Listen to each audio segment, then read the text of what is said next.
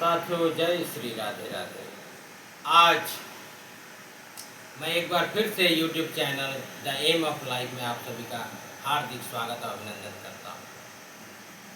साथियों आज एक बहुत ही महत्वपूर्ण मुद्दा लेकर आप लोगों के सामने आया है। आप लोग भी जानते होंगे एक महाराष्ट्र का एक घटना, अनुराग नामक एक छात्र ने 24 तारीख को अभी हाल ही में 2-3 दिन पहले आत्महत्या कर ली। वह नीट की परीक्षा में टॉप किया था, जिसके मार्क्स थे 99.99। अब बताइए, इतना नंबर लाने के बावजूद भी वो अगर बच्चा आत्महत्या कर लेता है तो इसके जिम्मेदार कौन है? तो इस विषय पर आज हमें सोचना होगा। इसका कारण यही है, there is a gap between the child and the parents.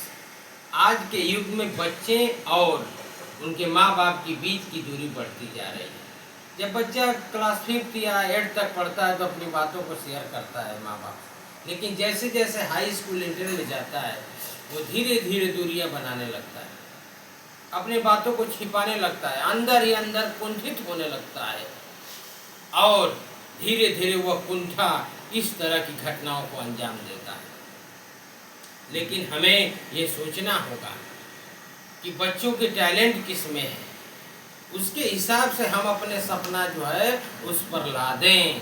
लेकिन माँ बाप क्या करते हैं कि मेरा बेटा आईएएस बनेगा, डॉक्टर बनेगा, इंजीनियर बनेगा, बिना उसके टैलेंट के, बिना उसकी डिज़ायर के जाने।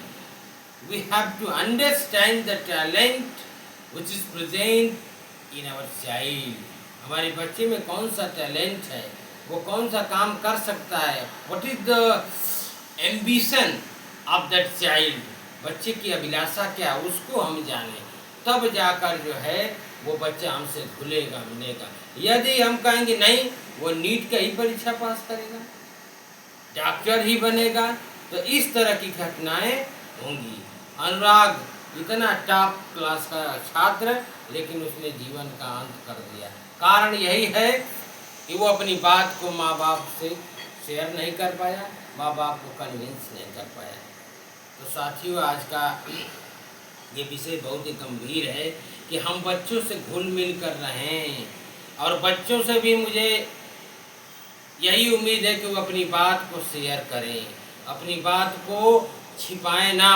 क्योंकि माँ बाप, एक बात समझ लीजिए, माँ बाप परिवार रूपी वृक्ष के वो जड़ हैं जिसके कट जाने से डालियाँ कितना ही बड़ा क्यों ना हो, पत्तियाँ कितना हो हरा भरा क्यों ना हो, एक दिन वो सूख जाता है।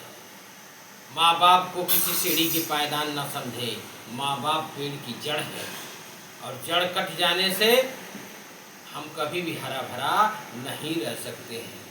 इसलिए साथियों माँ बाप का तिरस्कार न करें। वो अनपढ़ है और अगर हम पढ़ लिए हैं तो उसको हम नज़रअंदाज नहीं करें, क्योंकि उनके पास जीवन की अनुभूति है।